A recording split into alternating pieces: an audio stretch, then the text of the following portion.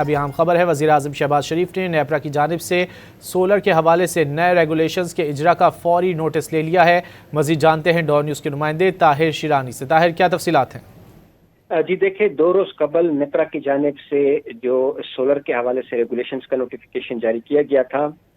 جس پر opposition parties کی جانب سے پی ٹی آئی اور اس کے ساتھ ساتھ جو پیپلز پارٹی ہے اور سولر صارفین ہے اور جو دیگر مختلف حلقے ہیں، ان کی جانب سے ان ریگولیشنز کی سخت مخالفت کی گئی۔ تو اس کے بعد آپ ایک اہم پیشرفت یہ سامنے آئی ہے کہ وزیراعظم شہباز شریف کی جانب سے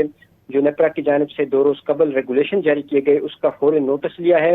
اور پاور ڈویژن کو ہدایت کی ہے کہ جو نیپرا کی ریگولیشنز ہے اس پر نظر ثانی اپیل دائر کی جائے، اور امکان یہی ہے کہ پاور ڈویژن کی جانب سے نظر ثانی اپیل دائر کرنے کے بعد نیپرا کی جانب سے اثر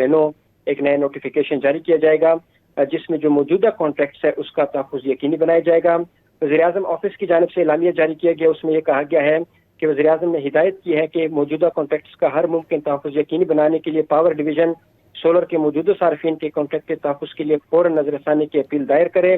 سولر سے مستفید ہونے والے 4,66,000 صارفین کا بوجھ 76 لاکھ سے زائد نیشنل گرڈ سے بجلی استعمال کرنے والے صارفین پر نہ پڑا جائے، اس حوالے سے اقدامات کیے جائیں۔ وزیراعظم نے پاور ڈویژن کو جامع لائے عمل تشکیل دینے کی ہدایت کی ہے۔ وزیراعظم شہباز شریف کی جانب سے زیر صدارت اس میں ایک نیپرا کا حوالے سے ایک ریگولیشن جو جاری کیے گئے ہیں اس حوالے سے اجلاس ہوا ہے، جس میں یہ فیصلے کیے گئے ہیں۔ 2 روز قبل نیپرا کی جانب سے سولر صارفین کے مالی فوائد میں بڑی کمی کی گئی۔ پاکستان میں نیٹ میٹرنگ کا نظام ختم اور نیٹ بلنگ کا نیا نظام متعارف کرنے کا نوٹیفیکیشن جاری کیا گیا تھا، جس کا اطلاق فوری طور پر کیا گیا،